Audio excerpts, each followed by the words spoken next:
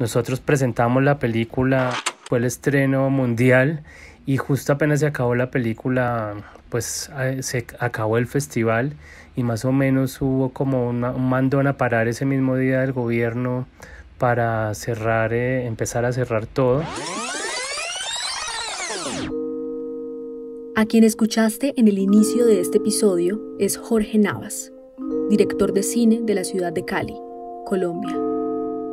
La película de la que habla es Balada para Niños Muertos, su documental sobre el fallecido escritor Andrés Caicedo, que fue la última cinta proyectada en el Festival Internacional de Cine de Cartagena de 2020, luego de su cancelación ante la declaratoria de pandemia mundial por el COVID-19.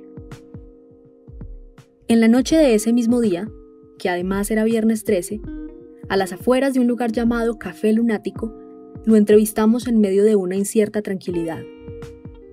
Ni él ni nosotros sabíamos que el COVID-19 causaría tantas muertes, pérdidas en general y restricciones alrededor del mundo.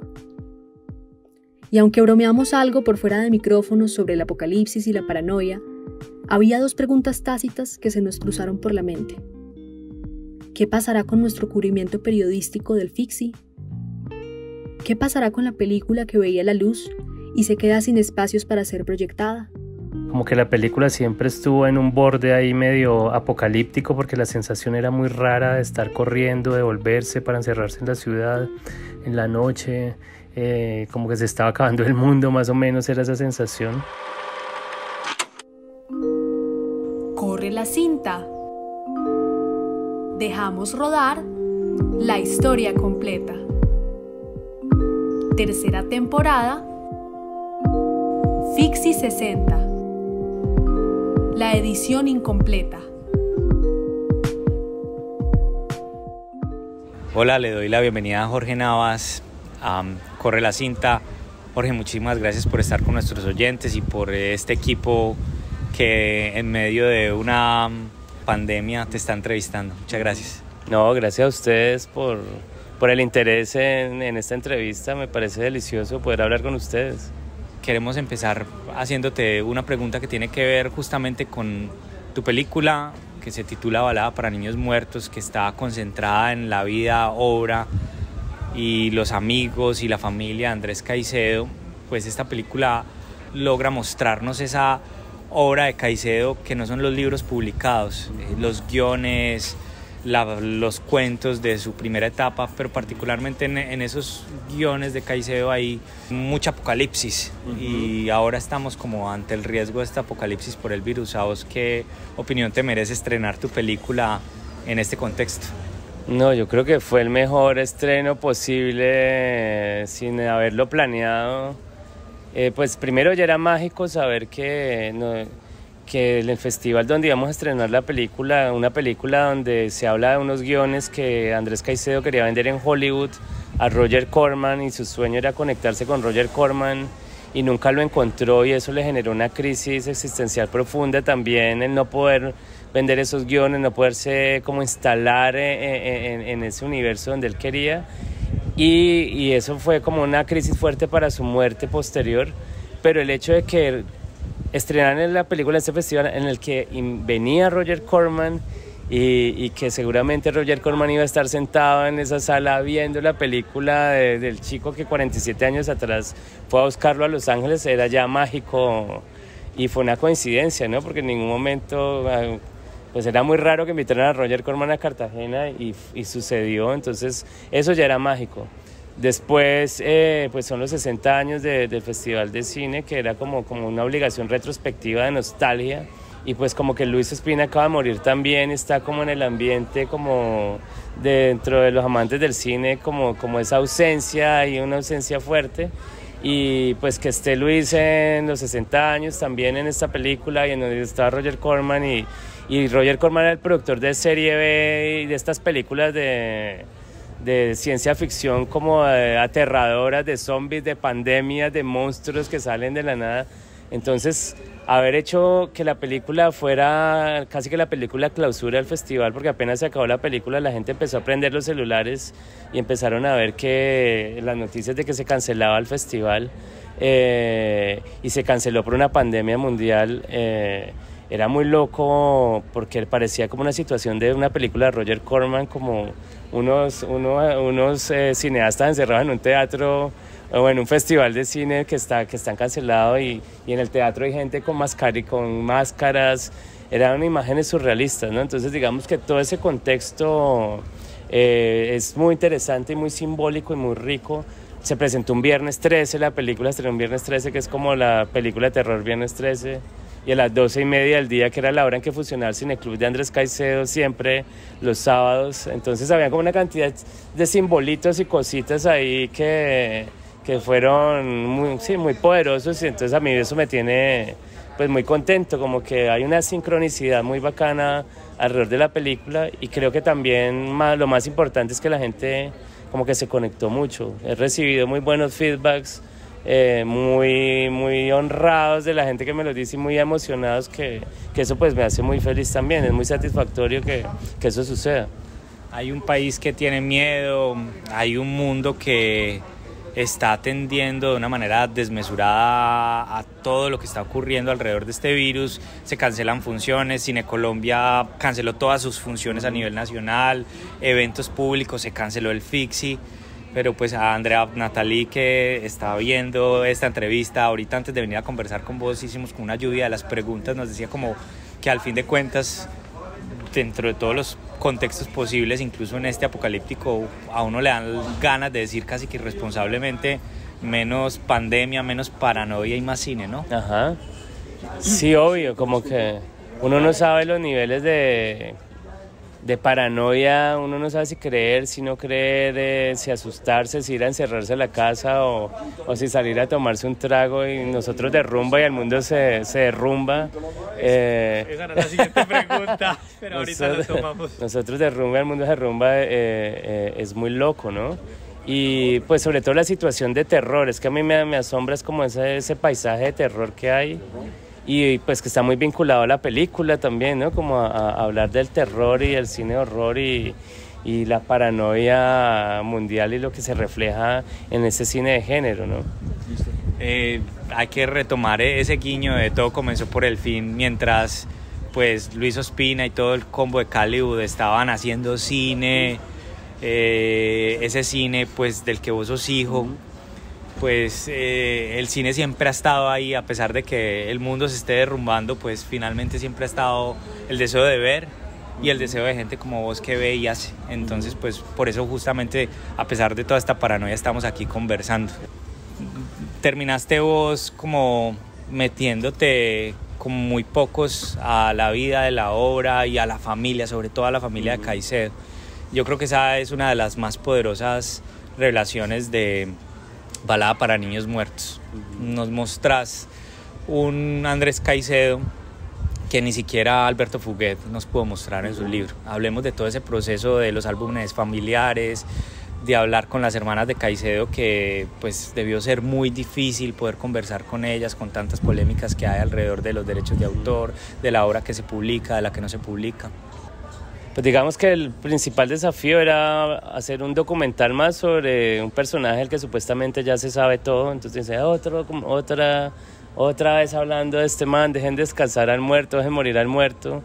Y pues digamos que yo estaba haciendo una película y tengo como una obsesión o una búsqueda alrededor de este concepto del gótico tropical y del gótico tropical como subgénero cinematográfico inventado en Colombia, que es como el único subgénero original nuestro. Es como decir la champeta o la salsa choque, son como ritmos originales y eso tiene una belleza y un poder. Entonces yo estoy como tratando de explorar eso, y para la película que iba a ser de ficción estaba haciendo mi investigación propia de qué es el gótico tropical y grabando personas, haciendo entrevistas y investigando mucho, y coincidió que me llamaron de Telepacífico para hacer un documental sobre los 40 años de que iba la música, que eso fue hace 3 años que se cumplían. Yo les dije, pues ya se ha hablado mucho de este libro, yo soy fan del libro, lo amo, pero ya está como muy hablado este tema porque no me dejan explorar el ala que yo estoy explorando. Los de Telepacífico creyeron en mí tranquilamente, hágale. Entonces como que se oficializó como esa intuición que yo quería, y esos videitos que estaba haciendo como más amateur los pude volver ya como un documental más serio, y pues había otro referente que es el tema que hay muy poco archivo de Andrés, digamos, imágenes de video de Andrés solo existen, esa que conoce todo el mundo, que él está como desnudo como con el pipí metido acá, como medio andrógino, que es una imagen muy bella, muy hermafrodita de alguna manera del mismo Andrés. Esa imagen y una entrevista que Luis Ospina grabó de un televisor en cine cuando lo entrevistaron en Colcultura en los años 70, y en video solo hay esas dos imágenes de Andrés. Entonces uno dice, y yo quería hacer un documental en primera persona donde Andrés hablara, como que el narrador fuera él mismo en primera persona, pero no teníamos imágenes, entonces tocaba empezar a buscar mucho archivo adicional, que tampoco es que haya mucho, ¿no? Nosotros encontramos cosas, pero ya como raspando la olla de lo que podía haber por ahí, y para eso me ayudó mucho Rosario Caicedo. Rosario, su hermana, tiene un amor inmenso y un culto y como una responsabilidad de hacer que los sueños que Andrés tenía antes de morir se cumplan, ¿no? Ella es como una vigilante de sus sueños y de sus deseos. Entonces, Rosario, hicimos afortunadamente una muy bella conexión. Yo me fui a vivir con ella como 10 días a Connecticut, a su casa, y empezamos a buscar libros, a leer, a ver fotos, a ver archivos, y la grababa todo el tiempo, y pues de ahí salieron estas imágenes. Y sobre todo, pues digamos que lo que más me hizo clic a mí fue cuando ella me contó esas historias de sus hermanos que murieron antes, y sobre todo el hermano que tuvo espina bífida y que tuvo como una deformidad física, y como esa cosa, la deformidad, la monstruosidad, la muerte, el sufrimiento de la madre, y después la madre hablando de sus hijos muertos como si estuvieran vivos, que se vuelven como que Andrés creció como con unos fantasmas en la casa, como sus hermanos que murieron, pero todavía se hablaba de ellos como si estuvieran vivos, como ese universo fantasmal del niño. Para mí fue muy importante, y fue como la línea de trabajo que empecé a buscar. Entonces todos los documentos que buscábamos y todo lo que íbamos encontrando, y preguntas y entrevistas como que estaban canalizadas hacia ese lugar. Y Victoria y Pilar, que son las otras dos hermanas, pues les hice entrevistas extensas también. Tuvimos muy buena química y buena conexión, afortunadamente. En ese momento ellas no habían disuelto la sociedad, ellos tenían una sociedad que se llama Caitela, que es la que maneja los derechos de la obra de Andrés, y todavía no eran una sociedad, entonces como que fue fluido y no hubo ningún problema entre ellas. Es famoso que hay como no hay acuerdos claros, pero digamos que para lo que yo hice fue fluido, solo que no las metí tanto en el documental porque como que así pasa con la edición, a veces como que uno empieza a depurar y se va por un tema, y ellas no hablaron tanto de ese tema como habló Rosario, y Rosario sí era la protagonista por todo el tiempo que estuvimos juntos, pues. Es curioso que estemos en Cartagena para esta entrevista. Si quieres, mírame a ver. Que hoy sea 4 de marzo, que es el 40 aniversario de la muerte de Andrés Caicedo. Justamente aquí en Cartagena, vinimos hace 43 años, en 1974, al primer festival de cine que asistimos tanto él como yo. Días antes del singular estreno mundial de Balada para Niños Muertos, en Cartagena, Jorge Navas publicó unos raches de video para promocionar en sus redes el documental, de los que acabamos de escuchar un fragmento en el que habla el director, también caleño, Luis Ospina. Se trata de una entrevista callejera que Jorge grabó en 2017, también en Cartagena y también por los días del Fixi. Se cumplían por ese entonces los 40 años de la muerte de Andrés Caicedo, y Ospina cuenta allí algunas anécdotas sobre la primera vez que él, Caicedo, y el director Carlos Mayolo asistieron al festival. Mayolo murió en 2007 y Ospina en 2019. Y se menciona este episodio porque ellos dos, al lado de personas como el escritor Sandro Romero y Rosario Caicedo, se convirtieron con el pasar de los años en los salvaguardas de la obra, en especial Rosario, de quien Jorge hablaba hace un rato para conectar lo que viene de la charla, el antecedente más fuerte que tiene Balada para Niños Muertos, Cali Calabozo, película experimental estrenada en 1997. Un ensayo audiovisual de Jorge, también sobre Caicedo, con el que ganó el primer premio a Mejor Creación Audiovisual en el Festival Internacional de Radio, Cine, Televisión y Video del Instituto Superior de Arte de La Habana. Parte del material de esa película sirvió para el documental, y lo explica a continuación, entrelazando todo en medio de la nostalgia. Lo que te decía, como solo hay 2 imágenes de Andrés Caicedo y tenía que hacer un documental de 1 hora y media, como que necesitaba encontrar cómo conectar con Andrés, y pues tenía a la mano una película que ya había hecho sobre Caicedo y que la misma familia, por ejemplo la mamá de Andrés alcanzó a ver Cali Calabozo. Ella decía que ya no podía ver esas imágenes porque le recordaban mucho a su hijo, había como algo en el espíritu del actor y en su físico que le recordaba mucho a Andrés. Entonces aproveché como ese material, digamos que había un concepto inicial, la película se iba a llamar Calibanismo, y calibanismo tiene que ver como con ese canibalismo, esa alimentarse del otro y esa retroalimentación que hay que eso lo usó mucho Luis en sus documentales, como el collage, y coger de un lado y coger del otro y mezclar esto con esto y hacer mi propio sancocho sin vergüenza, pero de una manera como conceptualmente responsable también de hacer esos collages.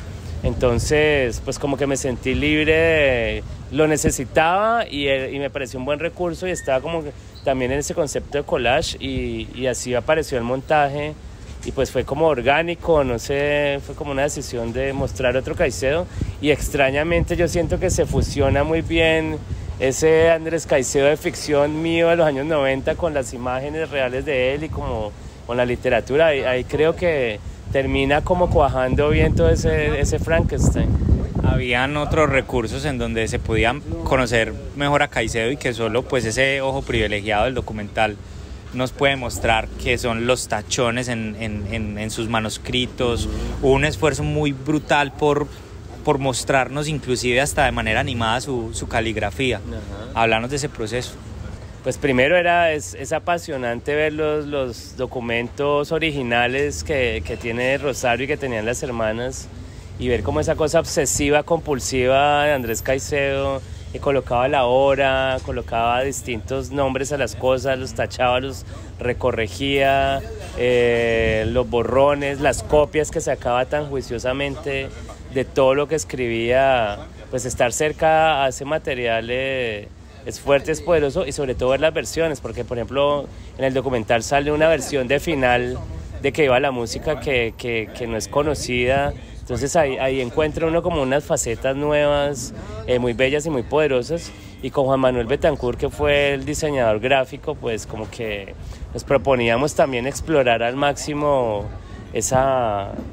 otra vez, cómo tener a un Caicedo en primera persona, en primera mano, y pues su caligrafía era una cosa que era muy importante también como para materializar a Andrés, y eso lo exploramos mucho desde el diseño gráfico y el motion graphics que hizo Juan Manuel, pero siempre basado en Juan Manuel reconstruyó como todo el abecedario hecho a partir de los textos de Andrés. Esta es la A de Andrés, esta es la B de Andrés, esta es la C de Andrés. Hizo todo eso para poder escribir ciertas palabras y fragmentos que salen en el documental. Yo no sé qué tanto spoiler estemos haciendo, Jorge.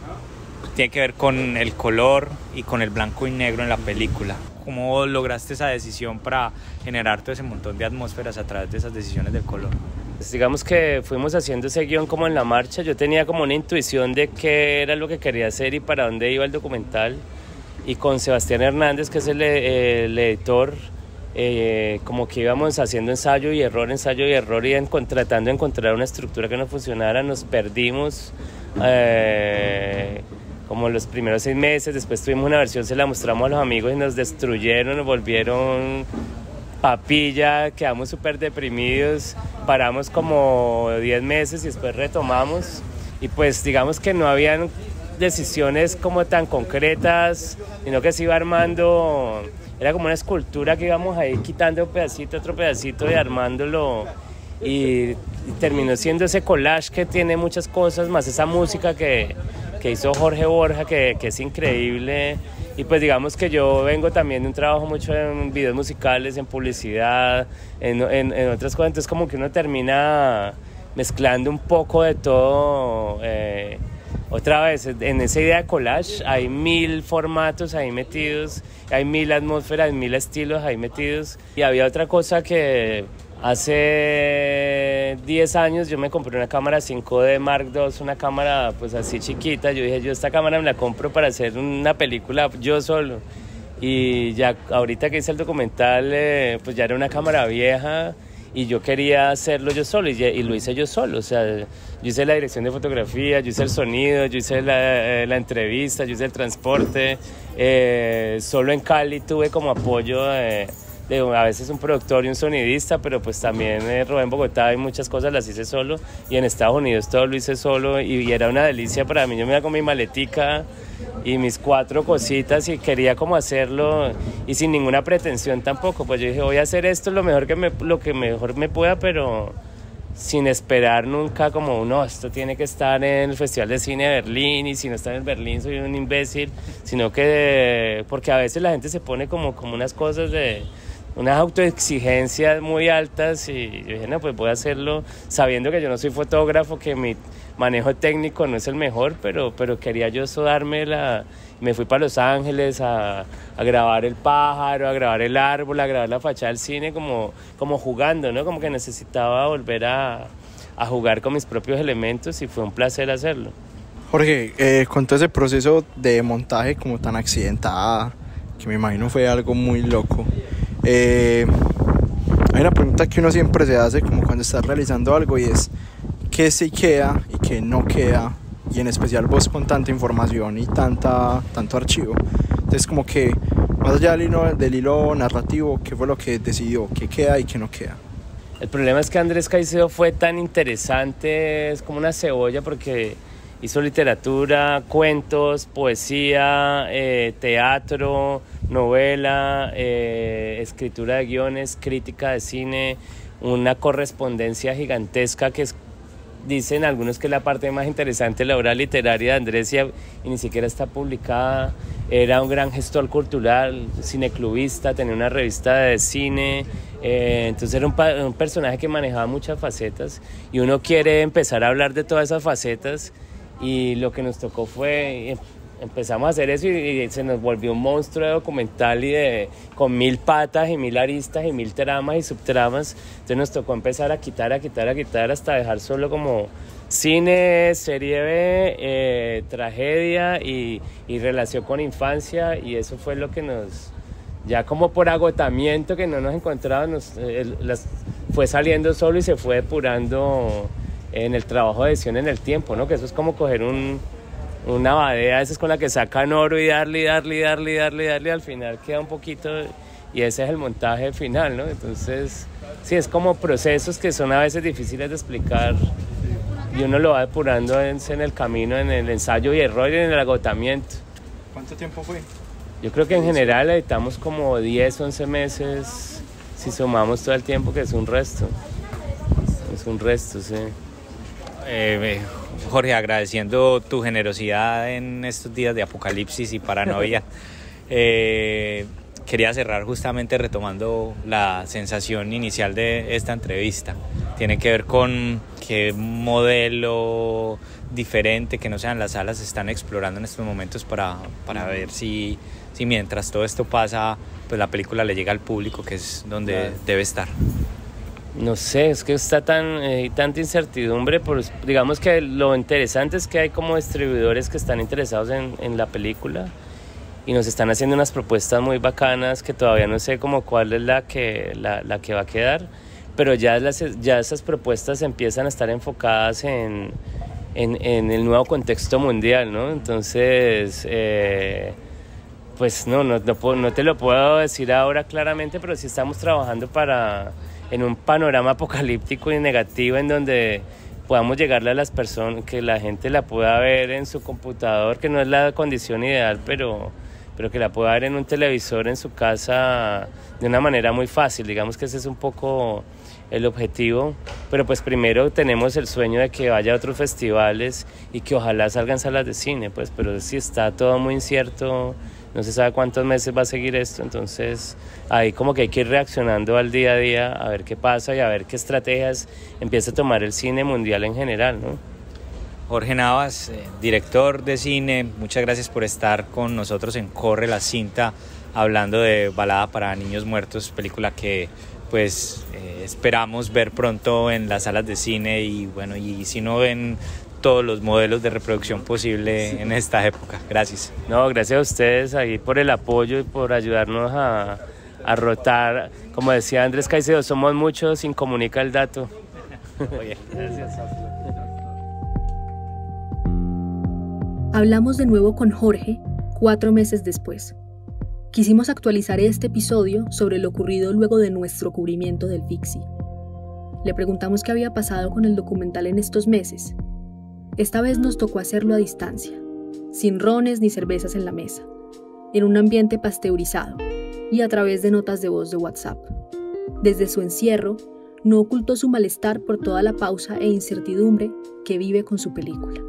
Y de ahí en adelante pues empezamos a caer en un limbo, en una situación extraña, porque la película había sido seleccionada para el Bafisi en Buenos Aires. Yo estaba muy feliz y muy orgulloso de poder estar en el Bafisi, y finalmente el Bafisi se canceló también por temas de pandemia. Lo iban a hacer digital y finalmente decidieron que no iban a hacerlo ni digital ni nada, porque el gobierno de Buenos Aires, quien es el que maneja el festival, estaba como muy embalado con temas de salud y prioridades de salud antes que un festival de cine. Después de eso, como que uno ya no sabía, o yo no sabía, si enviar la película a otros festivales. Creo que los festivales no saben, como que uno no sabe si iban a seguir, si no iban a seguirse, si iban a ser digitales, si iban a soñar o intentar esperar para hacerlos físicos. Y esa indecisión en los festivales, ese enrarecimiento, hizo que también frenara yo como estar enviando la película a otros lugares. Y en este momento como que todo quedó en un limbo, ¿no?